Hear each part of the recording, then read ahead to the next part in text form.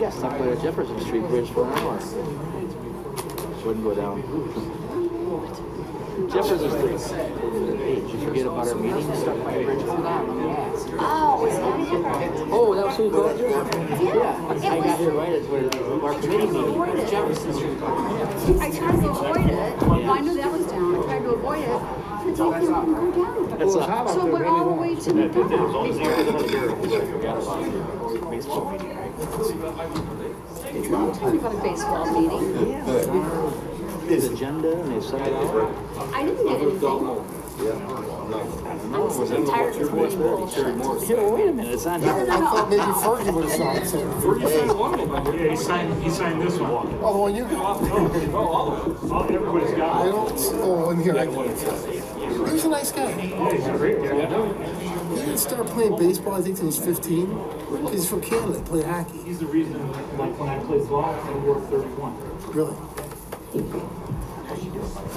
Hey, how you doing? Somebody asked him. Someone asked Check him, my like, email every day. Nothing about a baseball committee. someone asked, like, hey, did you ever pitch against Bob Gibson? And he ran off. He was like, People 7 usually times call I me, I'm was sick and 2 tired of this 4. bullshit. Yeah, so-and-so, yeah. Gotta have He meetings. had a memo. They worked just fine before. Because people started changing things.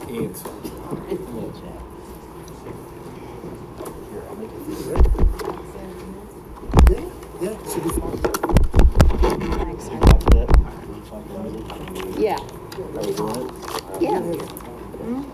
We didn't talk We don't to need it. Pat We're or all right. Till Terry. tomorrow. I just hit Don. Give me the other hand, No, not speaking that for you. Good evening, everyone. I'd like to call the order the City of Joliet Pre-Council meeting for Monday, July 16, 2018. The Honorable Mayor Bob Odenkirk presiding. We'll begin with roll call. Mayor Odenkirk. Here. Councilman Dickinson. Here. Councilwoman Gavin. Here. Councilman Girl. Councilman Hug. Absent. Councilman Morris. Here. Councilman Mudrin. Here. Councilwoman Coleman. Here. Councilman Turk. Here. First on the agenda tonight is a presentation for the Joliet Marketing Campaign Update by Bob Navarro, CEO of the Heritage Corridor Convention and Visitors Bureau. Hello, Mayor and Council. Thank you for allowing me to give you an update tonight.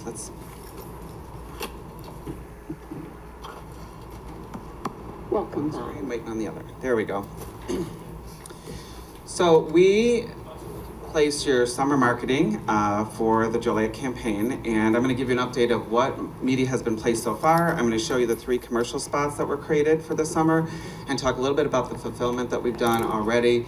And then the last slide is to give you an update of some fam tours that we've done to bring people, both trade and media, to the Joliet area so they can see and experience what we have to offer. They set it out. So again, the marketing campaign is an integrated campaign. It's a co-op campaign, but an integration with television, digital, print.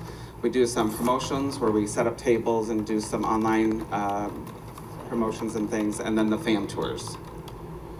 I don't look at that. I think that's right.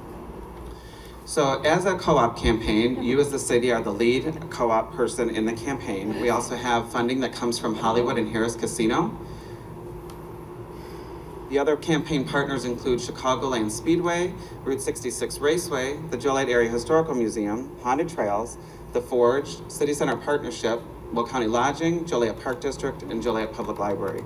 So all of these partners come together that we pool their money and their dollars and we place media on behalf of them in the marketplace.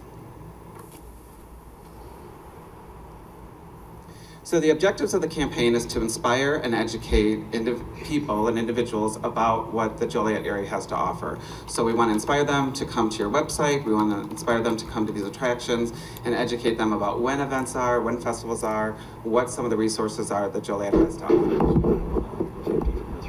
We direct them directly to the website, and that's a visitjoliet.com website. We also brand the city. We're using the elements. A few years ago, we used I Played in Joliet, You Should Too. Then we followed that up with City of Excitement. And now this last year, we've done See You in J-Town, capitalizing on some of the social media references of J-Town online. And then the fulfillment. So that's one way we measure the effectiveness, who's requesting Joliet information, and then we send out that information to those that are requesting Joliet information, which is the visitor guide. If you haven't seen the visitor guide, I can make sure one goes in all of your boxes, but it came out a few months back. So the lead media component of the campaign is television. So we're on Comcast, AT&T, WOW, RCN, and DirecTV, reaching almost 2.7 million households with the campaign. Our focus, our demographic that we're placing media on is news and sports, programming that targets families, sporting events, and other type of activities. So we're on Fox News, we're Food Network, HGTV, Lifetime, MSNBC, CNN, a variety of those types of networks, TLC, TNT, and Cartoon Network. So this is the first of the 3 spots. We have 3 spots. The first spot is focusing on the casinos and Route 66 and Chicagoland Speedway. They're only 30 seconds. That's how long they take to load.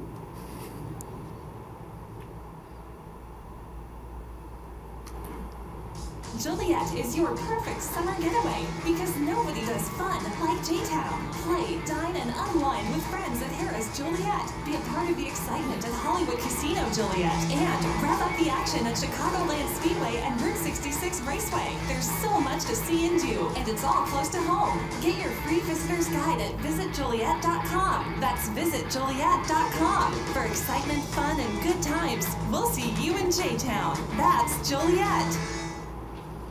So as people go to that website, visitjoliet.com, they can fill in their information with their address, and then we send them the visitor guide and other Joliet information they might request. Here's the second spot, focusing on some of the other partners.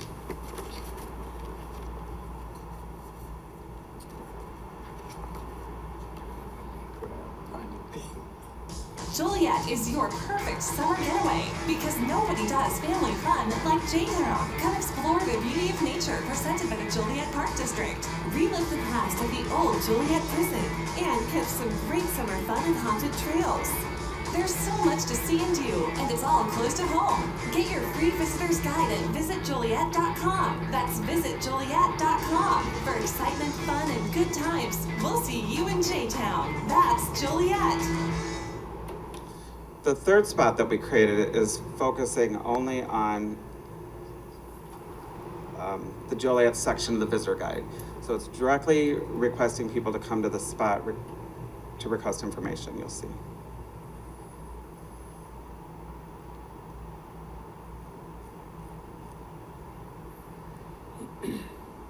Looking for summer excitement? See you in J-Town. That's Joliet. Get your free travel guide today at visitjoliet.com, featuring unique Joliet attractions that offer you and your family non-stop fun. Check out things to do along historic Route 66, from Ale Trail and Burger Trail to top shops and eats in Joliet. Our casinos, speedway, museum, parks, golf, water park, summer concerts, family events, and festivals are all waiting for you. Request your free travel guide at visitjoliet.com. We'll see you in J-Town. So those are the 3 spots, and depending on what channel we're placing those spots would be which spot we're placing on that channel. So the sports are getting the sports spots, the other ones are getting the entertainment spots. Other print that we do for the campaign are water bill inserts, so we do offer that to some of the partners. We had, for example, City Center Partnership, they did an insert to all the Joliet residents talking about the downtown restaurants and the events that they offered. We did a couple playbills to brand Joliet in that Chicagoland market. We also put Joliet in a couple of visitor guides, both our travel guide, the Route 66 visitors guide, and then the Chicago visitor guide had references to Joliet with some Joliet pictures. Other magazines that had Joliet ads featured would be American Road magazine, Route 66 magazine, obviously IHSA, we had a full page ad in that book, which, by the way, I gave all of you 2 different baseballs. One is signed by Fergie Jenkins, and the other was the souvenir ball that we gave to all the players on that Saturday. We also did ads in Midwest Living and then Starved Rock Country Magazine. Starved Rock Country Magazine focuses on that Starved Rock area, but 15,000 copies of that issue is distributed outside the area, directly mailed into people's homes, either in the west suburbs or northwest suburbs of Chicago. So that's reaching a further market. Digital, we do a couple different email blasts for Joliet where we're directing, again, when they click into that email blast, they're going directly to that visitjoliet.com page. We're doing force view videos on Comcast. When you log into Comcast, your account, you will see, if you choose to watch a video, you'll see your 30-second spot, and you have to watch that before you watch the video that you've chosen.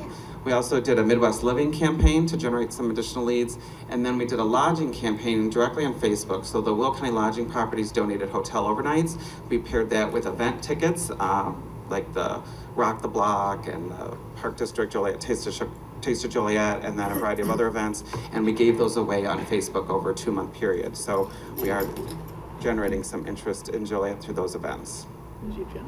Other promotions that we did as a follow-up to the Joliet Restaurant Week, we did a Dishalicious event with WTTW, the Travel Adventure Show, where we were promoting, again, the summer events and the Joliet restaurants, C2E2, primarily focusing on Star Wars Day, and the Joliet Library staffed that booth for us. Red Carpet Corridor, which are events from Joliet to Towanda along 66 in May. So we did promotions in all those communities about Route 66 and certainly the Joliet area. Obviously Star Wars Day, we had a presence in downtown Joliet, IHSA, and then Race Fan Rally. We actually brought in MLB, Major League Baseball, inflatable program. These are some of the locations that we're getting our leads from: American Road, Midwest Living, obviously Comcast is directing some leads to the site, Facebook with the Will County Lodging campaign, and then Chicago Magazine. So starting in last week of May, first week of June, we've already gotten about 1,500 leads that we are sending Joliet information to. 79 of those are directly digital. We're just emailing them a version of the guide.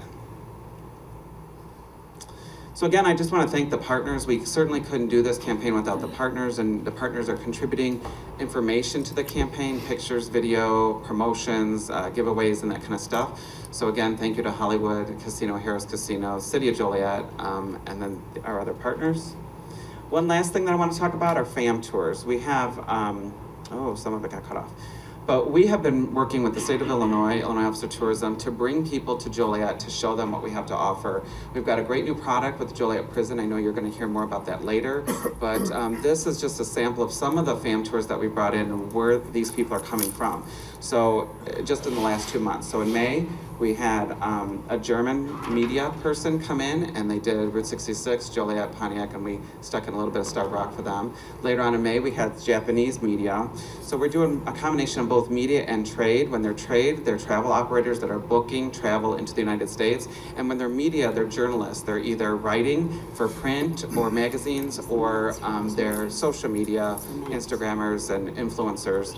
So we thank the Joliet partners, the Joliet Historical Museum and the downtown groups, that when we bring these media in, sometimes we only have them for an hour and a half, 2 hours. Other times we might have them for a full day. And so certainly the longer we have them, the more we can show to them. And we appreciate everybody being able to showcase the area and let us show these media and travel writers and trade people Joliet. I think the most recent one we did was on July 4th. We had a group from the UK here celebrating July 4th with us.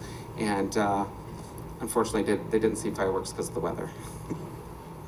Any questions? That was a real quick update about where we're at. I'll certainly come back at the end of the summer and tell you more. Questions? Anything? That's good, thank you. Okay, great, thank you. Thanks, Bob, I appreciate it. Next is citizens to be heard on agenda items. First, we have John Sheridan, Councilman 371-18.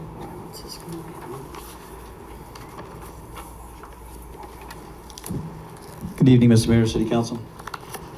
First of all, I'd like to say, let the record show that I don't have a problem with the $50K going to the Joliet Prison and the History, in the History Museum, working on that project. I support that. But reading the memo of understanding, there are a couple things in there that I think we can save the city money, later even maybe apply it to the project. But for example, we have 2 Joliet police officers that are patrolling that area. And recently, you might have seen an article about the mayor and a councilwoman and other people in our area talking to people with the shots fired on Hickory Street and so on. And we have a real problem in District 4 of 5. So I could see us utilizing those officers in those areas with their expertise and their training, and possibly getting a security firm to do the security of the prison property like we did for the train station, the new gateway area. So, I mean, because the cost savings would be tremendous, because with benefits and salary, you're over 100K per officer for that type of a situation. And I've never priced out security firms, but I'm quite sure you can get a little bit cheaper. The same logic would go for the landscaping area. We have a couple of people from the City Public Works doing landscaping. And I know for a fact that a year ago, I think we had a reverend or a pastor, that we had a landscaping problem, or landscaping program going with District 4 or whatever. And that gentleman had kids he was training for the skills of finding a job later on, maybe even doing a landscaping business. And that's a lot of land out there, so that's a prime opportunity. Nobody has to have any special skills to get out there and learn how to operate the equipment or whatever.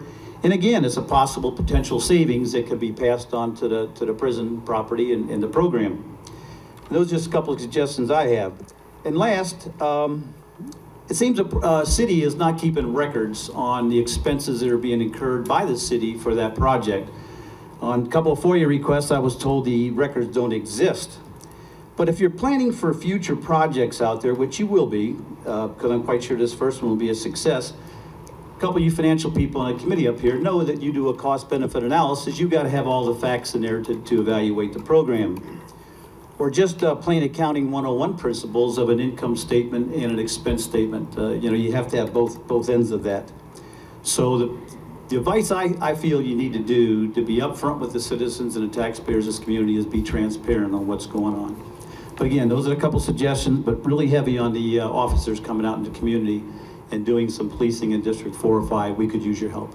Thank you. Thank you. Heather Mills.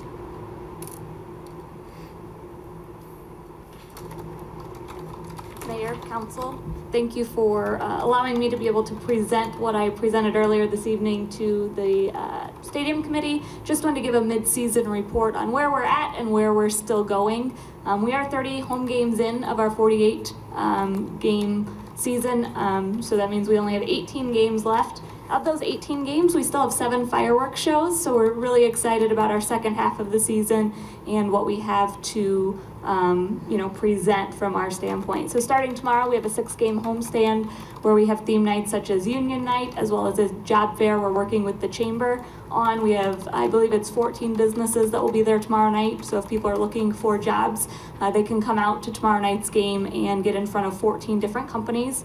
We have a day camp day on Wednesday, youth baseball night on Thursday, Rotary night and fireworks on Friday, Pokemon Go night on Saturday, and Pet Day on Sunday afternoon. Some of the other upcoming events we have Superhero Night, where we'll have our Guns and Hoses game prior to our Superhero Night, so we're honoring the real life superheroes, while we're encouraging kids to dress up as superheroes for that evening game. We'll also be wearing Captain America jerseys, which we will auction off that night, and the proceeds will go to benefit Easter Seals. So we're pretty excited about that. If you were out on July 3rd or 4th, you saw a preview of those jerseys. They are pretty cool looking. Also, we still have another Princess Night coming up. We have a breast cancer awareness night with a jersey auction. Fireworks on that night, Harry Potter night with fireworks, Halloween night with fireworks, military appreciation and pet day. And then our final game of the year, as in past years, is our fan appreciation with fireworks. On the baseball side of things, we are currently in first place. So should the season end today, we'd be in a playoff position. A few weeks ago, we had a 10-game winning streak. Not the league record, but the best that the Slammers had ever done. The previous record was 7 games. So to win 10 games in a row is a pretty good feat for our boys. The All-Star game was last week, and we had 4 Slammers represent Joliet in O'Fallon, Missouri at the All-Star game. 3 of those 4 actually started the game. So 2 of them were voted in by their peers and other coaches to start the game, our first baseman and catcher. And then one of our starting pitchers, Liam O'Sullivan, was selected to actually start the game, which was a really big honor for him. If you happen to come to our July 3rd game and saw the crowd, we did have a sellout that night, so we're pretty proud of that. If you showed up about 7:30 or later, you were unable to get an actual seat that night. We only had lawn tickets available. And I've heard from several people that that was one of the larger crowds they've ever seen in the stadium. People that have been longtime season ticket holders, as well as people such as our official scorer who's been around for many years. So that was a really awesome night. Unfortunately, we got rained out on July 4th, but we're pretty happy with the July 3rd game. Also, some of the events we've hosted, JJC Baseball came out and had an instructional event for the Boys and Girls Club a few weeks back. If you come by the stadium on Monday mornings, you'll hear the music going pretty good. We have Zumba from 9 to 10 every Monday morning in partnership with the Joliet Area YMCA. We had a Joliet United soccer game actually to kick off the use of the turf this year. Before we even had our first game, they were able to come in and play a soccer game. And we've had youth baseball from the little guys at 8U up to 16U, with some being pretty competitive baseball. Also, the turf did allow us to get the IHSA games in this year if you were around that weekend. It was a pretty rainy weekend. Thankfully, because of the turf, we were able to get all of those games in, which was a big success. Some of the events coming up that we still have planned for the summer, the IHSA Summer League will actually be playing their Wednesday night after our morning day camp game. We have a Latin Fest, so Latin music concert scheduled for August 4th and 5th. We have a softball fundraiser for veterans with several teams coming from out of state, so they'll be enjoying the lodging that Joliet has to offer, as well as hopefully several of the bars and restaurants downtown. Pastime tournaments, which is a nationally known tournament coming into town. The Future Star Series, which is a national circuit tournament that's actually owned by New Balance, is coming into town. And then Family Fun Fest is coming on September 22nd, so we're excited to be able to host that again. Also, just an update on concerts. I know that was something that we really wanted to try and get more of those in to Joliet. We have been working on it. Sometimes it's not as easy as we would have hoped. We're working with several different entities to try and get concerts scheduled. The first being this Latin Festival that's coming in that first weekend in August. We're pretty excited about that and the demographic that we're going to hit with that. You know, we've tried to work with the Forge as well as a concert promoter that does concerts across minor league baseball. Unfortunately, different things didn't work out either between the band or the dates that we had. But we'll continue to work with those entities to try and get more concerts in the future when we can get, on top of it a little bit sooner, and they know that we're here as a possible concert venue when they're looking to book their national tour. So we're hoping to have even more of that, and then we're also in talks. We're bringing in the company that actually books the bands for the Peoria River Fest. Will be coming in the next couple of weeks, so we hope to work with them in the future to bring a similar event to Joliet Route 66 Stadium. Any questions? Questions? Yes. Not a question, Heather, but a comment, please. If you would do something for me. Mm-hmm. I brought my little baseball team over to the Slammer Stadium. One of the players, I don't know who it was, but gave one of my players a bat. Okay. I cannot get that kid down off a cloud now with that. He takes that bat everywhere. So would you please thank them for me, whoever it may be? I certainly will. We like to hear stories like that. Yeah, changed his whole attitude. So thank you if you would do that for me. Will do. Thank you. Thank you. All right, thank you. Mike Hanson. Good evening, Mayor, members of the council. As you know, I'm representing the Slammers in our negotiations with the city on the lease agreement. And I just want to take this opportunity for the comments to reiterate to the council the comments that I made before the stadium committee this evening concerning just the actual lease itself. And I'd like to quote from the lease exactly and verbatim the lease that you members of the council approved last September.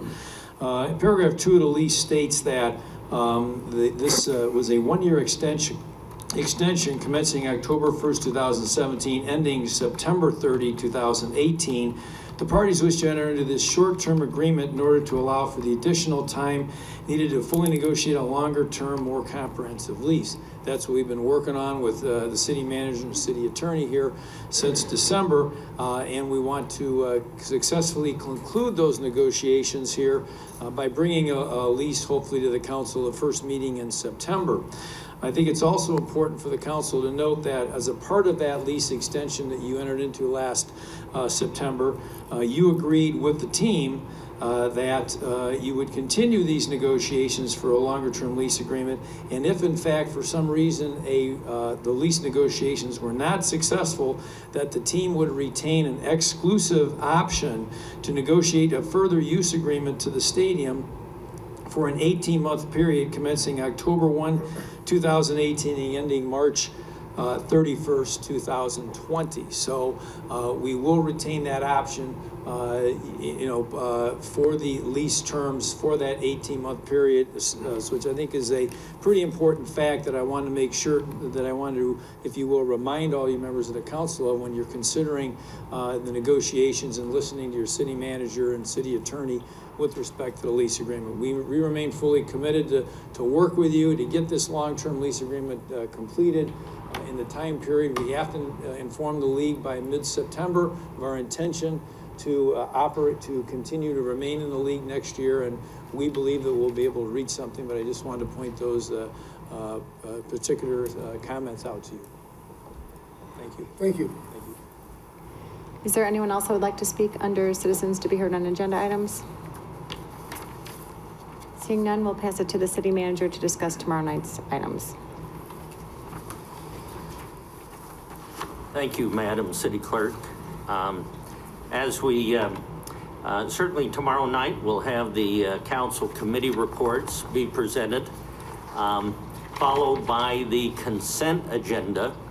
In the interest of time, let me just see first if there's any questions on the consent agenda or to take us up to licenses and permit applications.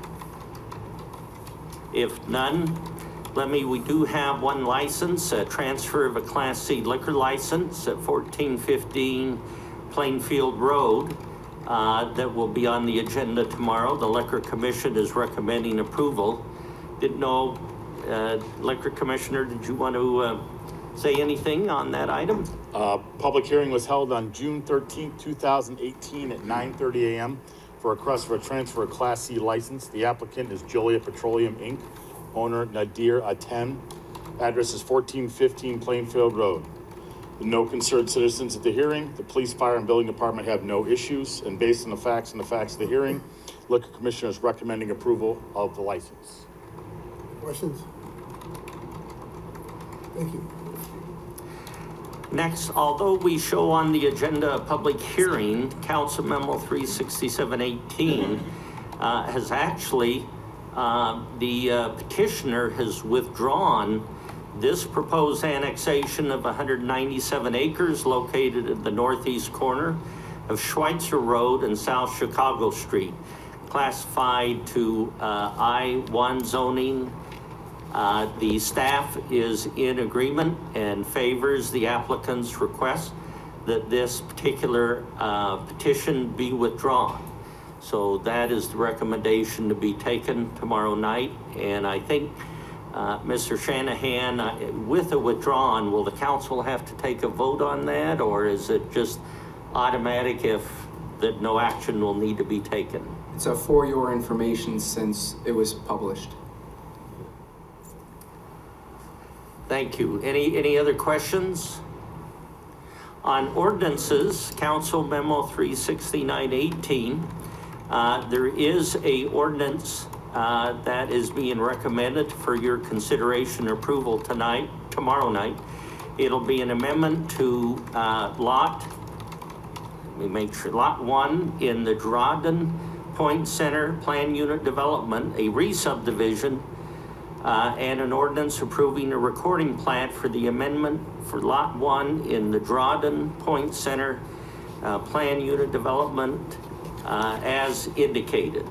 Did want to bring out that even though this is a recommendation for approval, one of the conditions that will be imposed by the ordinance is all illuminated signage will have to be turned off at 10 p.m. Is there any question on this particular ordinance or proposed action? And David, or actually Kendall, that would be by the CVS, correct?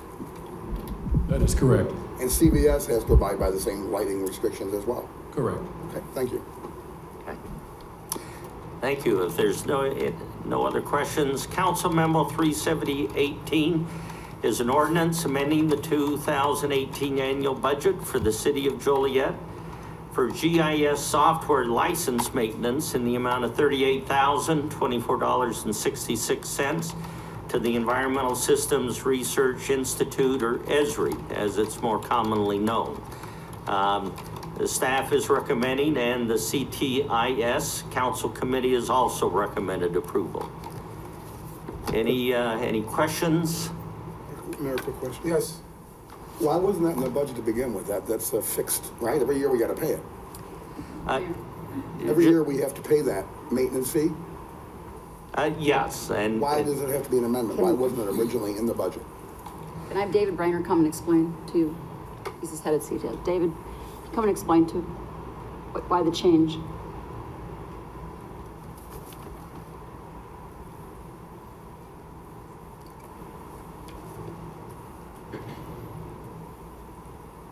So the ESRI program is every year there's a maintenance contract on it, and it was not renewed. It's not in the IT area. It's actually in the planning area.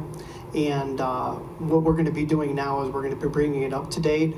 We're going to update the program, and then we're going to be working collectively with planning. We're going to be bringing this centrally into the organization so this doesn't happen again. Oh, okay. End of story. You know, it was missed. It was a mistake.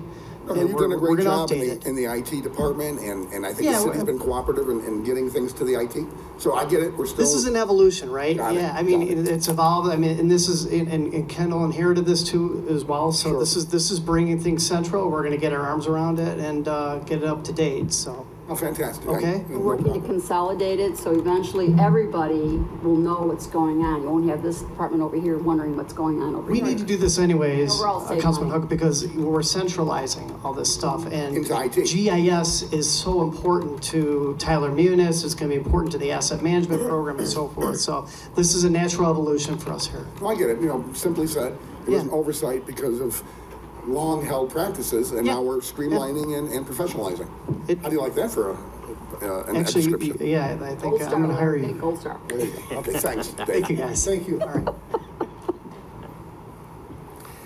Tomorrow night, the council will be asked to consider an ordinance amending the 2018 annual budget for the city of Joliet to appropriate an additional $50,000 for operational expenses related to the Joliet Area Historical Museum and their upcoming operations at the Joliet Correctional Center. There's also a resolution authorizing execution of a memorandum of understanding between the city of Joliet and the Joliet Area Historical Museum for operations at said center.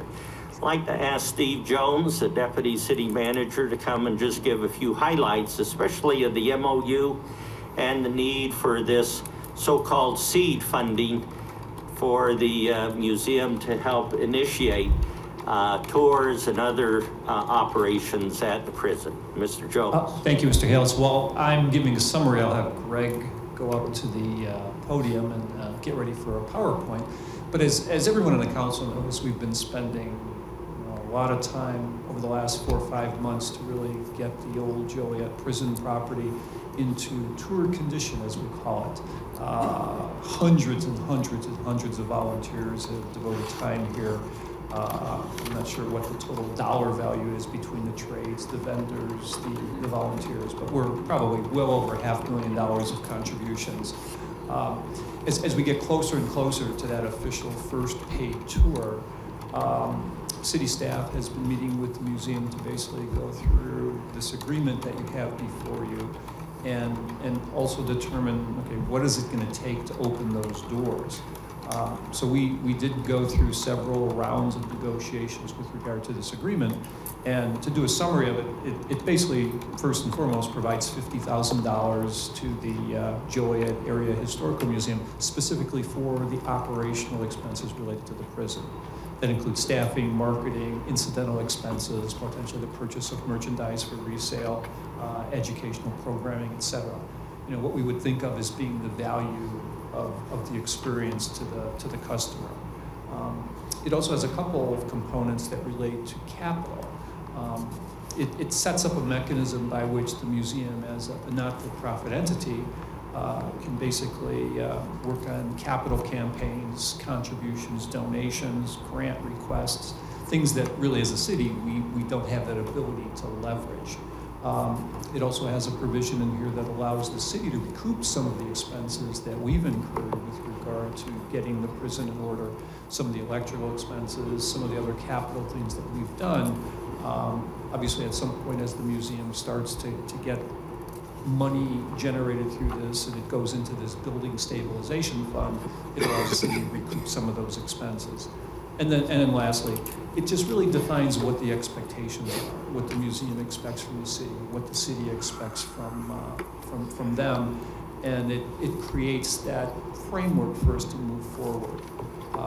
As the city manager indicated, the two items are the agreement and then a budget amendment. This was not something in the budget when we adopted the 2018 budget, and one of the reasons, primarily the reason, was we didn't get that IGA approved from the state really until after the budget had been formulated and worked out, and we wouldn't have known at the time what we should have asked the council. So at this point in time, when everyone is really honed in on what some of these initial needs are, I think this is a fair amount, and this is 2018.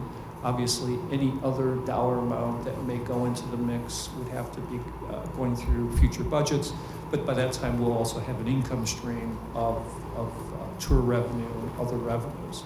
So that's the overview of this. This was discussed at our last prison committee meeting. The committee unanimously felt that the council should move forward with this. And Greg Peerbolt from the Joliet Area Historical Museum will kind of unveil what the plans are, what this agreement will actually open up for our residents and folks who are part of that tourism community. Thank you, Steve. Mayor, Council, thank you for the opportunity to present to you tonight. Getting really good at PowerPoints. Per the memo of understanding, kind of what we wanted to talk to you about tonight specifically is what this is going to underwrite the tours, how will we do them, what will we expect out of them, what are some potential other revenue streams in addition to tours. I know we've all done a lot of talking, and I say that as a person who's done probably the most talking about it, but we kind of want to just stay focused on the hard plans tonight and just how we're going to get this thing off the ground and start doing it. So the objectives of the tour, really we want to introduce a pilot program, if you will, for tours out there, mainly accessing interior paths, partial access to buildings. I think it's a good thing that, we're still working off of the tours. We've planned it years ago. It's still developing that way. So we want to meet the demand to allow the visitors behind the walls. I think there's just a huge demand for that locally. You heard from Bob Navarro, we're blessed, I think, to already be working with one of the best marketing arms in the state with the Heritage Corridor. So we want to just meet that demand to get people inside those walls.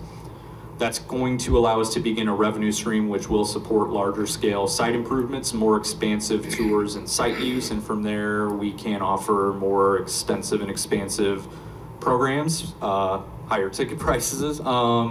And long term, we've said this for quite some time, that the hope is the additional operating revenue to the museum is going to reduce our dependency on city funds in the long term. I made the analogy at the prison committee that it's like, fossil fuels, it's not going to be today or tomorrow, but we want to work towards that goal of being self-sustaining, and we think this is a huge opportunity to help us make those inroads. And finally, build upon the proof of concept. I mean, I'm sure some of you were saying, what's going to stop any nonprofit from coming here and asking you for support? Well, I'd say we have very clearly demonstrated a proof of concept in the past 6 months with the IGA in terms of the volunteerism, the contributions from the labor unions, hundreds of volunteers, thousands of hours. I won't get into that part of it because that's its own presentation, and maybe the time will come for that, but I think we've all seen the outpouring and the interest and the support from the community that will long-term allow this project to be sustaining. So the background, you've heard me use this term a few times. We're adopting a stabilized ruin approach. We want to ensure buildings are safe to enter, but no extensive, costly remodeling or kind of permanent occupancy situations yet. This is just what we want to do today. And I think a good analogy for that is, you know, we all went to New Salem on our school field trips, right? And when you go to New Salem, there's kind of a little map up there, you know, you have a visitor center in kind of a modern area. In this case, that's the museum itself. And you kind of go and you walk down a partially dirt paved path. You duck your head in all these old cabins. And you can see a photo of one there. They're kind of stanchioned off. So that's the experience. That's the experience, and we're kind of emulating is that immersive experience, but you know, we're keeping it just straightforward, simple, and safe. You've heard me talk about Eastern State a lot too, and another term we came across with Eastern State is even better than stabilized ruin is suspended decay. And to give you an idea of what this means, when you're looking to the left there, that is a picture of the cell blocks in 1989. It was called an urban forest. Their current VP said it appeared to look like an Aztec ruin. You had trees growing up through the cell blocks. That's how far gone they were out there. And they got it back to make a profitable operation. But the picture to the right, you might think that's from that same period. That's actually from April of 17. So they've kind of adopted this abandoned aesthetic, if you will. And it's very lucrative and people are very interested in it. I mean, that picture again is from 2017 and people kind of thrive on this abandoned aesthetic. It's something they use to their advantage and kind of helps market their site that I think we also have as well. And stop me at any point if you have any questions or comments while I'm going here.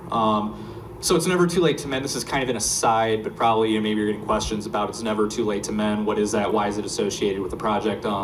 So in the North Seg building, the original building that was constructed in 1858, you had this phrase which was etched onto the floor from a 1956 novel by British author Charles Reed. It was later developed into a play, a silent film. So this was kind of meant to give a little encouragement, if you will, to the inmates who were heading in to that solitary confinement space, but it was later co-opted into the Blues Brothers, and you see that screenshot from the end of the movie where they're playing and they, you know, verbatim took that behind there, so it kind of co-brands our sites together with the Blues Brothers, if you will, and we've been kind of adopting it as a slogan. There's a lot of good parallels to that, but it's also visually kind of interesting too, so you'll probably be seeing that more and more.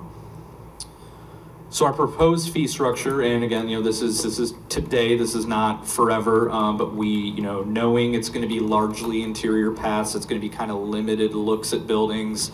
We want to keep it right now we're at a $20 flat rate.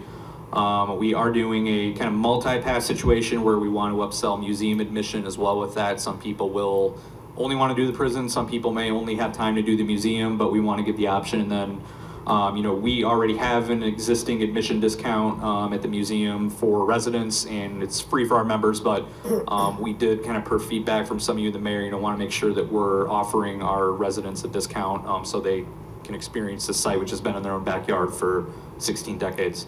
And the initial guest feedback indicates, you know, this is a fair price point. I know Councilman Dick's kind of made the point. Well, sure, they'll say that after they did it, but you know, we still feel like it's about an hour and a half tour. There's a lot of value for the money. People feel good about knowing they're helping the site and helping the museum and nonprofit. And I just kind of put this little teachable down there. We're open nearly 340 days out of the year. I don't know if anyone even knows this. You know, of those days, a lot of times it's double duty, doing, you know, a day open to the public and then a concert at night. So we're at right around 340 days and counting. We've welcomed over 20,000 visitors from 40 countries in all 50 states in our last fiscal year. That does not include like special events and rentals too, so that number is probably a little closer towards 30. But accessibility is really a part of this and how you get it done. So we can't be the museum that's open that every third Saturday from 1 to 4. We have to be accessible. So we're currently open 7 days a week, and we think that's what's going to help this as well. So kind of what are our categories of admission? I mean, it's been a little difficult budgeting, as we've discussed, just because there's no last year to compare this to. But certainly regular admission is going to, you know, be a part of that, and this is the most obvious one. I'll say what's really been interesting is these photography tours, and I talked about these at the committee level, but you have kind of, it's almost its own hobby where photographers go to these abandoned or empty structures. You know, a lot of the times they break the law to do it, and that's certainly been the case for us. But But, you know, we find that there's a lot of interest with, you know, a pretty good, people pay a couple $100 per time to come out here for a couple hours and just photograph that abandoned aesthetic I alluded to. And other sites have had a lot of success with doing that. So you get a lot of bang for your buck with that. Site lease, I don't know how much I can say about some of the stuff we have in flux, but a lot of interest with entities, with film studios, things like that. They've historically wanted to film out there. We're still getting that. If anything, I think we're beating back that interest till we can kind of get things up and running and make sure the site's fully stabilized and secure. And of course, merchandise is another obvious one. And we've already been doing that at the museum for some time. We've had a pretty extensive line, if you will, of prison-themed merchandise. And Councilman Dickinson asked about that last time. So here's some of the highlights from our, you know, summer line here at the museum. Again, you see a lot of the Never Too Late to Mend there. A little tongue-in-cheek, but we have Never Too Late to Mend sewing kits and first aid kits, so you can literally mend. I like that one. And those shirts have been flying off the shelves. There you see that photo in the left, kind of that just old Joliet prison with the iconic administration building. We ran out of that first run of those really quickly, and I think they're real good price points. You know, you have some stuff that buy a postcard for a couple bucks, or you know, buy one of these Slammers models for 40 or 50 bucks. So I think we have a nice varying degree of price points that allows us to get the most bang for the buck. Expense composition, again, you know, this is a specific ask for operations, and there's a number of reasons for that, but primarily, you know, I think we want to show that just operationally we're reinforced by you guys. I think this shows that the vendors, the volunteers, the people that have stepped up, that we're going to keep moving forward together as a team and a partnership on this. You know, a lot of people who will write checks and want to be sponsors and donors, they want to know the money's going, you know, to the cause, if you will, not to the salaries and the brochures. Not that we don't need them, but that money we want to go back into the building and for further preservation and stabilization. So primarily it's staffing. Marketing, I mentioned, you know, Heritage Corridor, we already work closely with them. The city already works closely with them. They have the fam tours have been unbelievable. We're getting great feedback from those people. They're very close with the State Department of Tourism and have helped us get meetings, you know, with the governor, with the tourism director in the state of Illinois, Corey Jobe. So we already kind of have that part of it ready to go too. Just things like printing and programming. We have some really cool proposals from our exhibit companies for augmented reality and kind of things we can do with apps and tablets, but that gets, as I was explaining to Councilman Morris, the cost of content and programming gets very expensive. So, but I think that's kind of a cool way to help. You know, we're competing with screens and smartphones as much as any other business. So, if we kind of incorporate that technology, I think it'll help the product. And then finally, you know, initially we're talking about doing a vehicle transportation from the museum's visitor center out there. I'm happy to tell you we've, in the course of interviewing docents, we've come across 2 people that are bus drivers who said they'd be willing to volunteer to help shuttle. So we did put in a little bit of fuel and maintenance cost in there as well. Sorry, Krista, can't drive the bus. So guest safety, tour infrastructure, we just kind of have to, you know, be common sense about this. Right now we're at a 10 and older age limit. I don't know if it's an area for real, you know, young kids, but we'll encourage that to our guests to just kind of keep that little higher age limit. We're going to be advising our guests to wear closed-toe shoes, just kind of dress for this. There's extensive walking.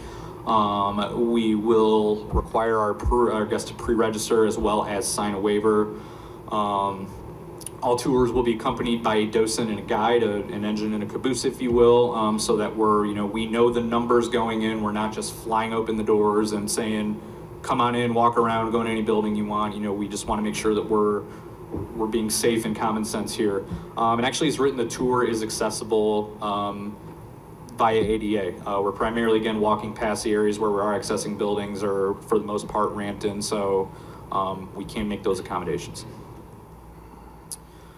So what is our tour process? What do you do if you want to do a tour? Yes, ma'am. I'm sorry, I have a question. Yes. The 10-year and older. Now, what if someone shows up with little ones? Are you going to return them away? I don't know if we can bar them. It's an encouragement. I don't know if we can legally tell them that. I think it's very dangerous at this point to have little ones at that environment, and I would hope that parents have enough sense to leave the little ones at home, because it is still a very precarious situation. Sure, yeah. And I just, I don't know about insurance and things like that with little ones, so. Yeah, it's a precaution that our insurers have recommended as well, so, Okay. yeah. Just for safety reasons. Absolutely. Okay. Safety is the operative word here, so, I guess I'm kind of publicizing them right now, but, so pre-registrations for tours, we want to push people online through our website so they can sign up. We know their names, we know who they are, we have their information. They can electronically do that waiver. We will accommodate that. We do that right now. If we get a motor coach of people, we're going to work to accommodate them at the museum. And I think the same thing will be the case out there. You don't want to turn away people. I've heard it said, every person that's out there represents a theoretical $20 that pulls in that parking lot, and I agree with that. So we want to do all we can to have structure, but also capture that revenue. So until the front gatehouse, or the spa building, as we've been lovingly referred to it, is fully operational, again, we're acting as the visitor center. Guests will be instructed to arrive early. We'll do kind of a mini safety orientation and just go over some of the points we're making now.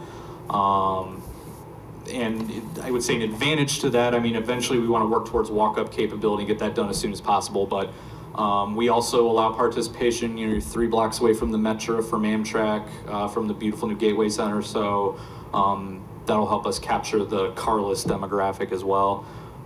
If we do a branded vehicle or something where we wrap it, that's a roving billboard, so there's advantages to doing that.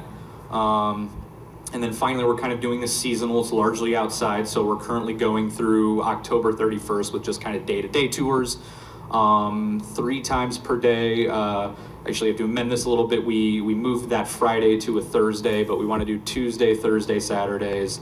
And this is for the first, kind of inaugural till we get our feet on the ground and make sure we can safely run them and run them often. We hope that grows. I hope this is open as often as the museum's open. And then we will do rain or shine. However, if there's a severe weather incident, we do have a plan and a building identified if it comes up on us. We did want to do an early day of the week to that point below. They tend to visit Joliet, our Route 66 visitors, that is. They spend a long weekend in Chicago, so we see a lot of them early in the week, and Tuesdays in particular is kind of a high point day for the Route 66 crowd. So again, until, we have some issues with the administration building as well. We're proposing we utilize the West Sally Port as the main entry. It's experiential in a way because that's the way the inmates came in, was through the West Gate. You wouldn't be able to stroll through the administration building. You'd have to take that long drive around the building. And then, we're hoping we can give limited access, via stanchions and keeping gates open to the laundry building, the chapel, the East Cell House, North Seg, and Captain's Court, where is that little courtyard near North Seg where the original cell set up, and that gets you about an hour and a half. And I mean, that's a pretty good value. There's a lot to see on that tour. Here is the route. You kind of see in the orange line, orange stars and lines where we're taking people in that west gate, and then kind of down through buildings 11 and 10, which are the laundry and the chapel, through the cell houses. There's an area where sidewalk ramps down in the cell house. There's a small barred enclosure that our insurer looked at that and said, well, you close that up, you're not letting people get in there and walk around in the cell houses. They can, do the selfies and the pictures and stuff in that little enclosure, and it's a way to kind of experience the cell house with without the potential liability of that. So, and then finally, knowing that we may not have the front buildings for a little bit till things get settled, we will make sure the tour stops in front of the admin building and everyone is able to get that photo op with the iconic administration building. We're actually in the process, I don't know if we can say we stole this. We stole this from the Ohio State Reformatory Mansfield, which is the Shawshank prison, but they had one of the old cells set up in the yard, so it kind of perfectly lined up. When you were behind it, you could see the building. So we're going to do that on that little courtyard area where the signage is now. So again, that's just another photo op. So kind of winding down here, I think it's the situation on the ground, and we've been making a lot of progress out there, and I credit volunteerism. I think we're farther ahead than I thought we would be under the best laid circumstances. And to give you, visual representation of that, if you look on the left, that's April 2018 before the fences were removed. You had incredible overgrowth and trees out there. And I remember we were walking around, I think it was May of 16, and literally like through the jungle trying to get into buildings. And this was just a couple days ago, July of 18, and it just speaks to the work, you know, not only of the volunteers, but our partnership. I mean, people from the city, people from the museum. It's been a very fruitful, yielding partnership that's producing very tangible results, and you know, we want that to continue. That's why we're here. We want to move forward. We don't want to coast on this. We want to keep going and make this happen. So with that, I'd be happy to take any questions, comments from you guys, and thank you for your time. My volunteer day. Greg, you mentioned, you answered one of my questions. Tours will last anywhere from an hour and a half to 2 hours, depending on questions and things like that. In a perfect scenario, when would you like to start these tours? Well, we're hoping August. We have some limited plans to do tours, offer them for our membership. I mean, we're kind of dotting the I's and crossing the T's with the insurance. We have a document that I think was just kind of 8 or 9, give us a 30-day plan on these things, and we're pretty well ready to go. So, I mean, we want to move quickly on this to meet the demand and capture the energy. I mean, it's in the media, you know, if we put it off another year and trying to nickel and dime doing it, you know what I mean? It's going to be a little anticlimactic. So we want to start moving as soon as we can. And you run them through October? Yeah, October? Right now. And not that we, you know, we certainly, weather permitting, we can do some programs into November and December. You know, things keep working out like they have been, and we're able to get building sooner than we think, then we'll adjust and pivot accordingly. Thank you. Thank you. Greg, along those lines, I think my understanding was we're going to start it on a limited basis, kind of dip your toe in the water, take the winter off, regroup, and then really come back for the full blitz next summer or next spring. Yeah, I mean, we want to use this summer and fall to kind of inform what we're going to do next year with a charge ahead full season, if you will. So this will be our pilot program, or testing the waters, or however you'd like to say that. But yeah, that's. So you'll tell us a lot. Thank you. Thank you, Mayor. Yes. Greg, a couple of questions. The forecasts that you presented, who prepared those? I'm sorry? The forecasts that you presented, we're finally getting some forecasts there, but what consulting firm prepared those? I did. We are our own consulting firm over there. Okay, and I see there's no numbers, no projections for a budget, nothing. Yeah. I see you cut the pie up for the operations. Sure. Right. You know, for instance, Mansfield Reformatory, taken private in 95, no tax dollars used. With their Preservation Society, they had a budget of $1.15 million in operations in 2013. So I'm not saying that we'll be 1.15 million, but I don't have any idea what you're projecting. No, you know, the numbers we have, and we did present some numbers to the prison committee, but again, it's really hard to want to make a claim when we don't have a previous year to compare it to. So that was me. If you want to know the methodology, I'm kind of just carving up staff time versus currently where we're at with our full and part-time staff. So that was the methodology. Okay, and when we turn to Eastern State and Mansfield as our prime examples, the most similar, and they both took 13 to 16 years to get to a break-even point. Yeah. What's our projection? Well, again, I think this is, you know, this summer will inform that, but this is a long-term proposition. I mean, I don't want to say that overnight it's going to be a multi-million-dollar budget. So, the last question, and you had referred to the museum being a 340-day, right? And I'm sure you folks work hard, but it's still very dependent, as it always has been, on $275,000 from the city every year. Oh, absolutely. And so how is this going to be different? Well, what I've said internally at the museum for a long time is that, you know, this is not a question that we haven't thrown the right party over there. We need new revenue streams to survive. We have cut expenses. We have eliminated a full-time department this year.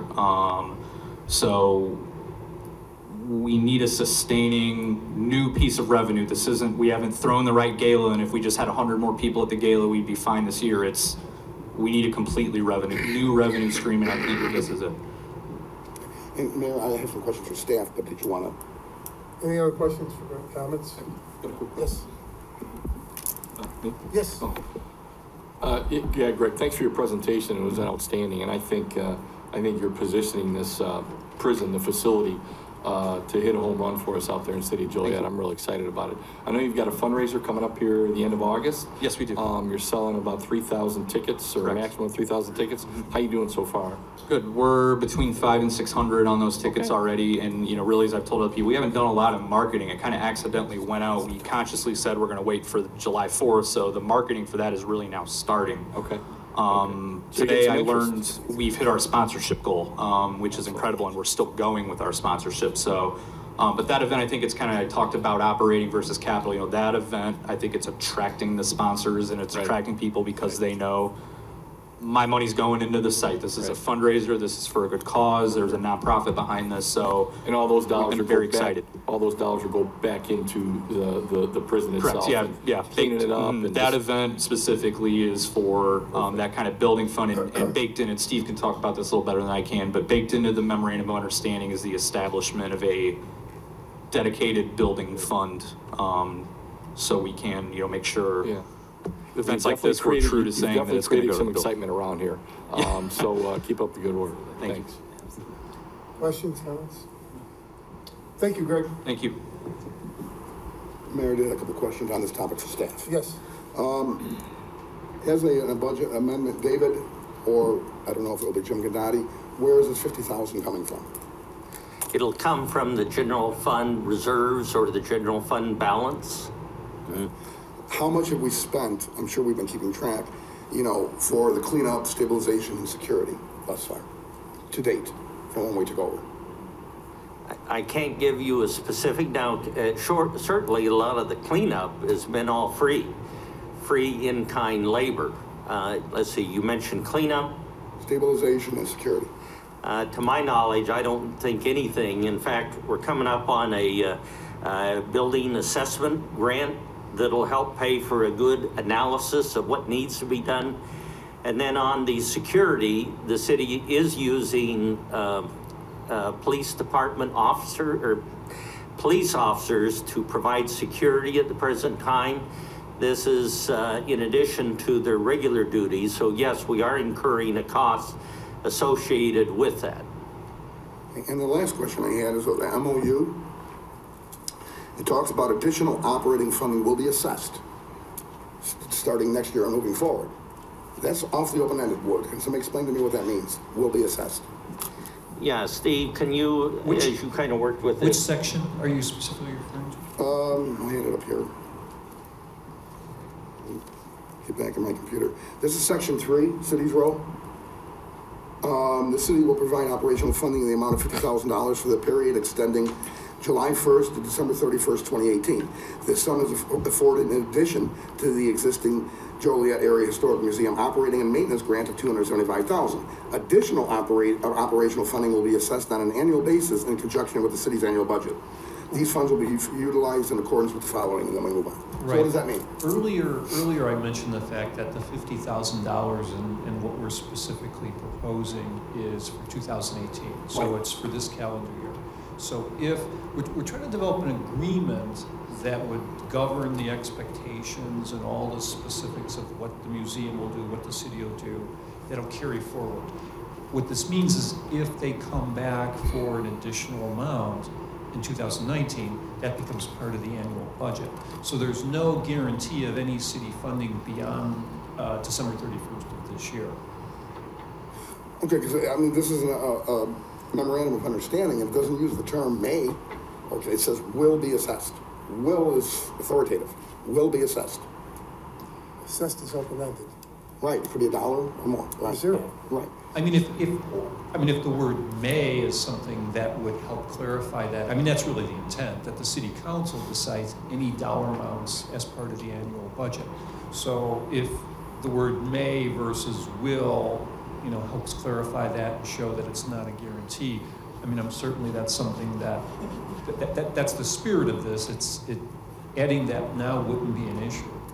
Right, no, I understand. We really can't estimate because we don't have a projected budget yet. So we don't know how much they intend to spend in 2019, let alone 2018. And we don't know how much it's going to cost them to run the operation. We don't know how much revenue they'll bring in doing 3 days a week. Right, I mean, everyone's goal would be that there is no additional money because the ticket sales and the merchandise and all the events and various sources of revenue are basically sustaining. But, clearly we could change that to May. That's all I have, Mayor. Thank you. Nothing else, I'll move on. Next ordinance is an ordinance that would establish that the feeding of wild animals and waterfowl would be prohibited, and establishing associated regulations. The staff, as well as, I think it was the, which committee? Land Use Committee, both recommended approval. Is there any questions on Council Memo 37218? Moving on to resolutions, Council Memo 37418. We have some positive news. As you may recall, a application was submitted seeking state funding to undertake a comprehensive condition analysis and structural assessment of many of the buildings there at the Joliet Correctional Center. Not only was the application approved, but the state funding commitment went from 70 to 90%. So the state will fund $51,840. The city will only have to provide $5,184. Any questions on this particular grant agreement that we're recommending approval? We have a resolution also that would approve the CDBG fiscal year 2018 annual action plan, which would be also associated with the 2015-19 consolidated plan. Hopefully you've noted that as a result of some extensive consideration by the City Council Committee, there was some changes made, and all references or all projects associated with the formerly discussed Des Plaines lot and the housing project there have been removed, and other projects inserted. So, but the complete list of that revised recommendation from the Council Committee and staff is in the packet for your review and consideration. Any questions on the proposed action plan? There next is Council Memo 37618, resolution requesting authorization to implement a tobacco enforcement program, as has been previously discussed with the council. Any questions? Mayor? Yes, actually the question was the previous item, David. Is it possible, I don't know if we can do it, I think it's called a line item. We have two amounts for the totaling $190,000 for Evergreen Terrace, and I won't be supporting that, but I don't want to say no to everything on this list. Can we vote for them separately? Break them out from this, on this action plan? You know, you could do that. I also see that sometimes it's routine to vote, say yes, but also in your comments for the record indicate that that yes does not include support for the one line item. So if you're in agreement with everything else, that way you can kind of both be supportive of the majority position if that's what it is, but you can so note that. That's what I would recommend, so the public and the record. Wouldn't it be easier and more transparent just to back those two items out? No. Would it be more transparent? Explain, please. Explain. I'm being a little facetious, but yeah, I think it just becomes much more cumbersome, and I'm looking for something the simpler, the better. And I think just a simple statement that other than this one item, you're in agreement. It is a very routine action I've seen many, many elected officials pursue. Not very transparent. Okay, so I'm not getting support on that. I get it. Thank you. Let's see. So anything else, other questions on the tobacco enforcement program resolution? Next item, 37718, resolution accepting a permanent easement for public utilities for 1990 West Jefferson, LLC. In the interest of time, let me, under award of contracts, we have 5 contracts. If I can just briefly mention those. Council Memo 37918 is a professional service agreement with Crawford Murphy Tilley for the Alternative Water Source Study Phase 1, and which in the amount of $278,700. Council Memo 38018, a 2018 Public Utilities Restoration Program contract, Phase 2 in the amount of $310,825 with PT Farrell Construction Company.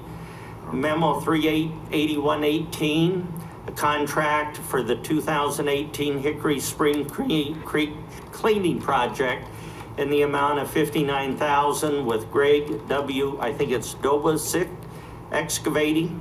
Council Memo 38218, contract for the 2018 hazardous tree removal and tree trim program over 20 feet in diameter in the amount of $93,500 with D. Ryan Tree and Landscaping, and request for the authorization to purchase water metering equipment from Core and Maine in the amount of $75,537.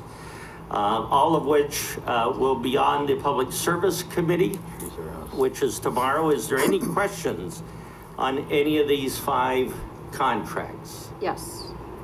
Back to memo 37918. Yes. Okay, I'm a little confused here because we tabled it for further evaluation, but the council never discussed this again because there's a lot of questions that went unanswered and like possible conflict, and how do we end up with this being on the agenda before we discussed it? Sure, I'd be happy to. If I could have Allison come forward. But one of the things that had not happened the original time this came forward was the Environmental Commission. We weren't able to get the committee together to review and to comment, make a recommendation on this staff recommendation for this award. That did take place last week, and it's my understanding that there was a positive recommendation. There was also, I think another important element of this is clarification has been made that the Environmental Commission will serve as the explicit steering committee going forward. And that steering committee is a very significant role to work directly with both the consulting engineer and city staff through this process going forward, much more so than if they were not designated as such.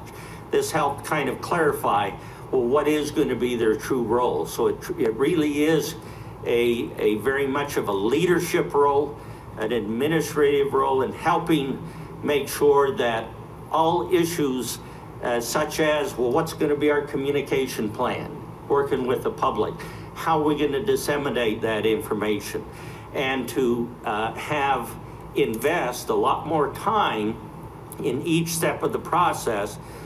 So those things were discussed in the recent meeting as to the roles and responsibilities. But the fact of the matter is the recommendation, the CMT, has continued to be staff recommendation and also the recommendation of the Environmental Commission. Is there anything else, Allison's? Oh, wait a minute, I still have some questions here, okay? So there's this big article in the paper that the commissioners didn't show up for the pivotal moment, and then you're telling me there was another meeting, so who showed up for that meeting? And when was it posted? If I can jump in here, there's gonna be some replacements in that committee. Some of the professionals have having a difficult time pulling away from work to come to a 4 o'clock or a 3 o'clock meeting. I know, Allison, you've been trading emails, so I have communicated with the committee members who are gonna stay on about this. So I think David addressed the big concern that I had was the company that we're hiring that ultimately is gonna bid on the project was going to form their own committee with their own experts and make recommendations. And it just, you know, the red flags went up for me.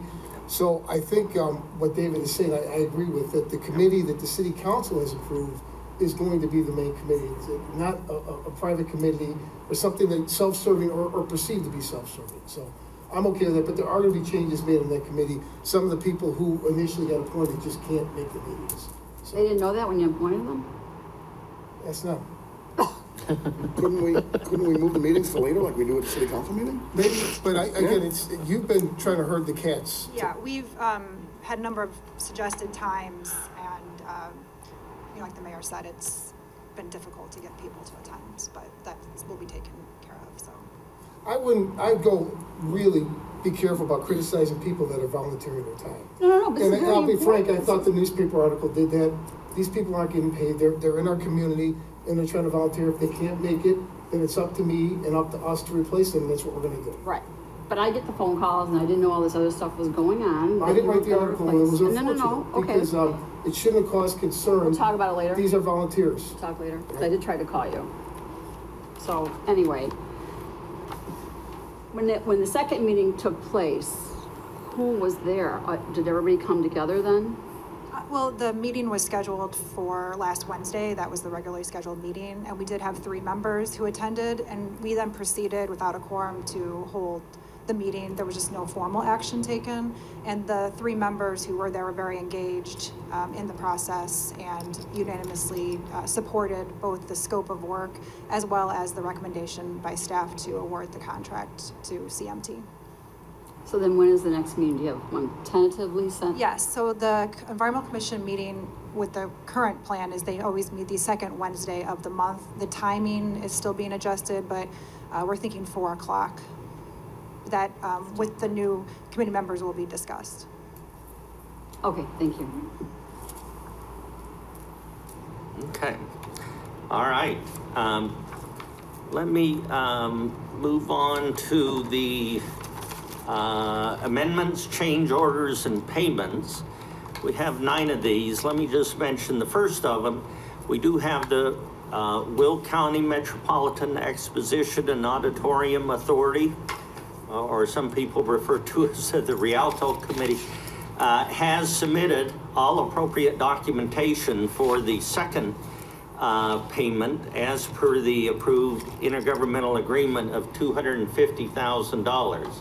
I do want to give credit to the ongoing management, the Rialto and the board. The turnaround continues. Hopefully you've had a chance to review a number of documents. I did have a chance to very much review and have some discussion on their aggressive work on seeking dedicated funding source, especially from the State General Assembly. Did want to share that with the election coming up, they're geared up, and a lot of the discussions and contact communication is really geared around, and I think we'll see a lot more public discussions, comments being made post-election and pre-start of the General Assembly. So, but I, without going into great detail, I have been very impressed with what they've got working with local legislators to help in that effort in this 2019 General Assembly. And secondly, I just draw attention to the draft capital plan. There's a lot of work in progress going on. There's some good, draft information on some of the capital needs, but as I've spoken to them, that work will continue with priority, with cost figures, et cetera. I find that they're in compliance and would be eligible, and we're recommending approval of that particular second allocation of funding in the amount of $250,000. Any other questions council might have on that particular council memo, 38518? If not, let me move on, and I'll just go through these others quickly. Council memo 38618, request for authorization for a change order in the amount of $14,250 for the Joliet Minor League Baseball Park landscaping with Pedersen Company. Council memo 38718, authorization for a change order number 1 in the amount of $47,232.30 for the 2018 sidewalk/curb replacement project with Globe Construction Company.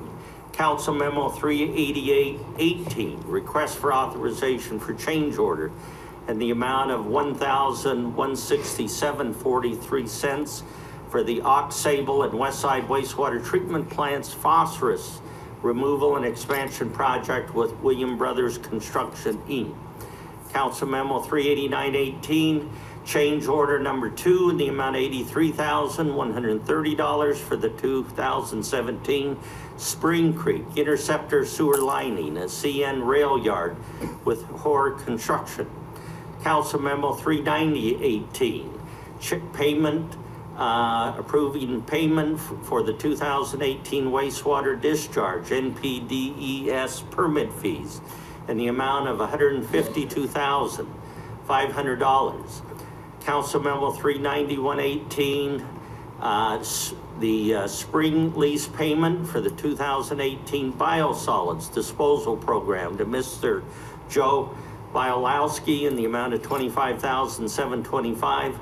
Council Memo 39218, change order number 1 in the amount of $48,700 for the Well Rock 2 removal project with Water Well Solutions, Inc., and Council Memo 39318, authorization to award a contract for actuarial services with Lauterbach and Amman LLP in the amount of $60,510.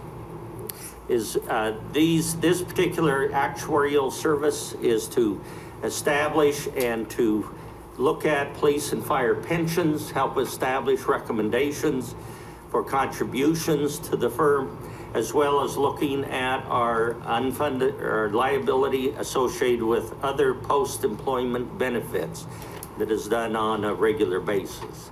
Any questions on any of those items under this section? Yes. David, just one quick question. 393, 18.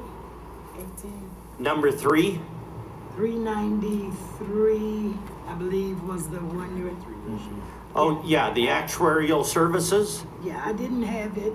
I don't have it. So is there a... You don't have that in the packet? It's on the hard copy. I don't think it's in there. Yeah, it's not showing up on here. We'll make sure it's on, we'll make sure it's on tomorrow's. I'll make sure it was published for tomorrow's vote. Okay, all right. But if it's in All a right. hard copy, I'll find it. Okay. Okay. It's not on the tablet, that's what. If there's nothing else, I'll turn the time back to the city clerk. Next is public comments. Is there anyone present that would like to speak under public comments?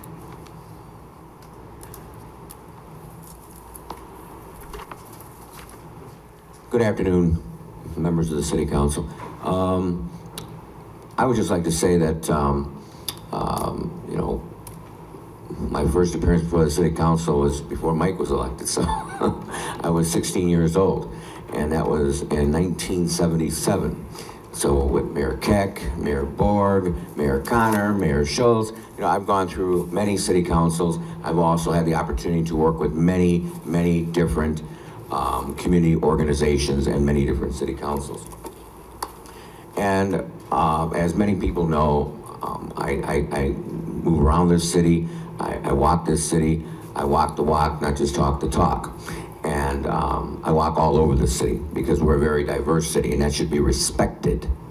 The walk that we had in the Cunningham area, several residents had requested that, and Councilwoman Gavin and Mayor Odekirk, along with our police department and our neighborhood services, were there. A few days later, I walked myself in that same area. I was a little surprised that the president of the Cunningham Association would say that it was a shooting gallery. It's not. I have family who's lived there. My cousins had a home there for 70 years on Elizabeth Street. So it's close to home for me. It's a very beautiful neighborhood. There's some issues, there's some problems. Our Joliet Police Department is doing an outstanding job in addressing those issues. With respect to the prison was something that I had not supported. I'm fully supporting that prison now. It's going to be an economic boom for the Collins Street corridor for the entire city. And I hope as this progresses that our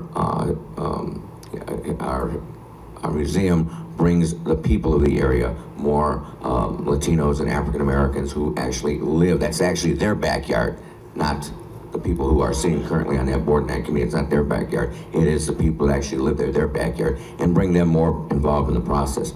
The mayor's done an outstanding job in leading this, and I had the opportunity, you know, about a month ago to volunteer, and there are hundreds and hundreds of volunteers, as was pointed out, you know, millions of dollars, probably hundreds of thousands of dollars of volunteerism which has gone on over at the prison, which as someone who's grown up in this city, born and raised, I'm very proud to see that, and to see that that's going to be revitalization of that area, which is really needed.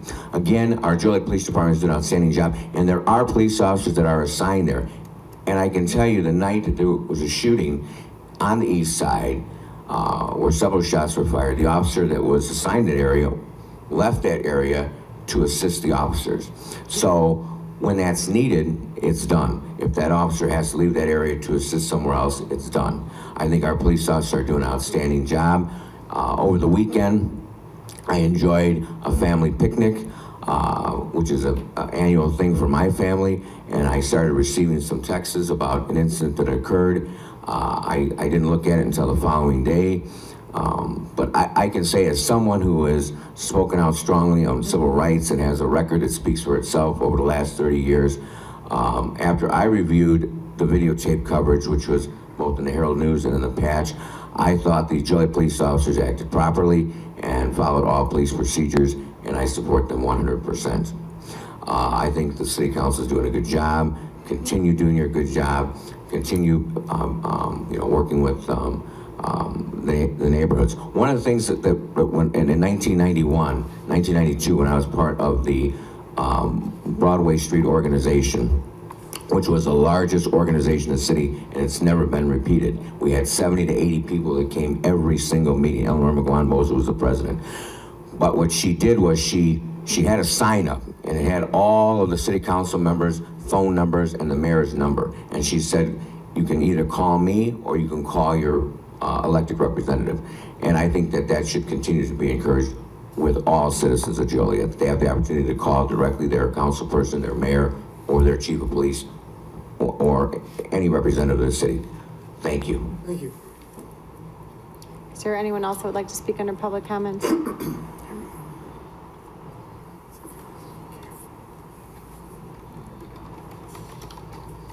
As president of Cunningham Neighborhood Council, I've run FOIA requests. It is a shooting gallery in Cunningham area. When you have two drive-bys 2 days apart, not everything makes it to the Herald News, by the way. For example, the shooting at Hickory Street and Western Avenue at the grocery store, that never made the paper, but there was videos all over the Facebook page. Our area has changed a little bit for 40 years. You wake up to gunshots where somebody's emptying a magazine at a house or out in the air or whatever. We have a lot of activity that has been increased tenfold. On the FOIA request for 2-year period, there was little the first year. In 16 and in 17, I think some of you may have been at the meeting, in my May meeting, when I put up the slides and the PowerPoints on the amount of incidences we had in our neighborhood. The shooting at, the gentleman got killed at the 1400 block. We have that problem at the 1200 block. The list goes on. So I know my area, I know it very well, and that's why I'm concerned about getting extra officers in that area. Because times have changed, and that area is a shooting gallery. Chief, if you could address that. I know there's patrol officers in that area, there's an LLPT, there are 2 LLPT officers in that area. You also have flex patrols that you send out overtime details. Could you explain to Mr. Sheridan? Well, for everyone's information, we do have additional officers that work that area as a violence suppression unit based on the statistical analysis that we do on a weekly basis. There may be an increase in one particular neighborhood because of some conflict or maybe some resident that moves in. We try to refocus our resources and we'll commit the officers that are assigned there, whether it's the sector officers, the community policing officers, or the violence suppression detail that we have there. That could bounce around. Typically it's been the near west or the east side. Sometimes we'll have it up in the Forest Park area, but some of these violent offenders, these gun offenders, are mobile, and depending on where they happen to have a feud at that time or where they see each other, you might see an increase in the shooting activity. This year we have noticed an uptick in our shootings. Our homicides are down, but our shootings have been up a little bit. We realize there's a conflict going on with several local known gang members. Our intelligence unit has been tracking them. I have a meeting this weekend with the state's attorney, or this Friday with the state's attorney, and several of our local area police chiefs to try to work together on an initiative to target some of our violent offenders that we know they're not exclusive to Joliet. They travel throughout the surrounding communities as well. We're pretty familiar with some of the people that are causing some of the problems. We just need to be able to come together, work with the community to give us the information that they have, work with our intelligence, and work with our officers to try to arrest them and charge them for the offenses.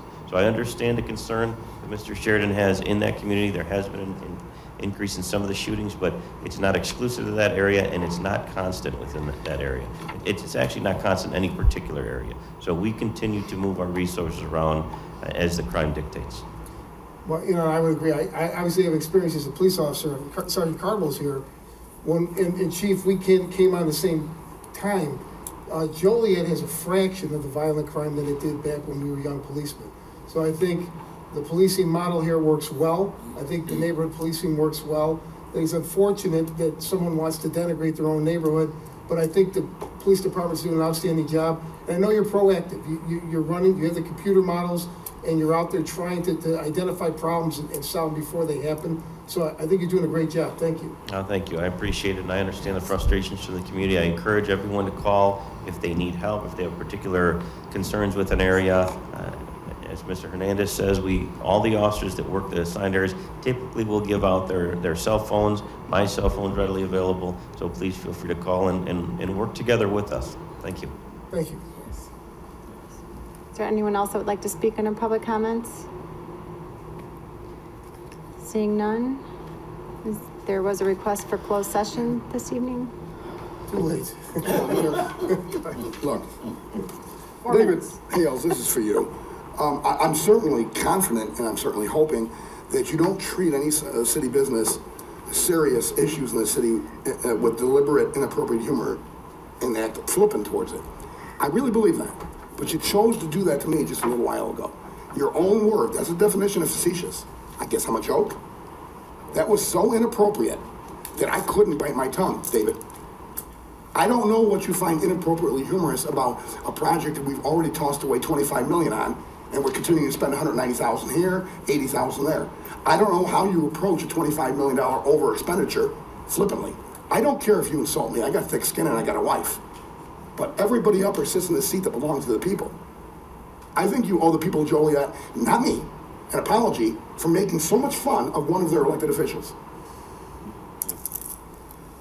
Well, I certainly apologize, Councilman Hug. There was nothing inappropriate addressed. I was also truly, sincerely trying to come up with ways that you could make known your opposition to something on an ongoing basis, but help us so that administratively we could do that simply and still address kind of your desire is to support one aspect of an item, but not the other. So my intent was merely to kind of help you and the council be efficient and effective in your operation. But if you took offense to that, I apologize. David, facetious was your chosen word, not mine. Yeah. That's not Poor a positive choice of words. It's not a Poor positive choice word, number one. Number two, I usually don't get called. You said that it would become cumbersome. To who? You, staff, us up here? We take that cumbersomeness on so that we can be clear to the public. We're not here to make our jobs easier. We're here to make it clearer to the public. Is there a motion to go into closed session to discuss personnel, collective bargaining, land acquisition or conveyance, pending or threatened litigation, and discussion of closed meeting minutes, after which the meeting will be adjourned? Move to go in closed session. Second. Been motion and seconded to approve. Councilman Dickinson? Aye. Councilwoman Gavin? Aye. Councilman Girl? Aye. Councilman Hug? Aye. Councilman Morris? Aye. Councilman Mudrin? Aye. Councilwoman Coleman? Aye. Councilman Turk? Aye. Motion carried.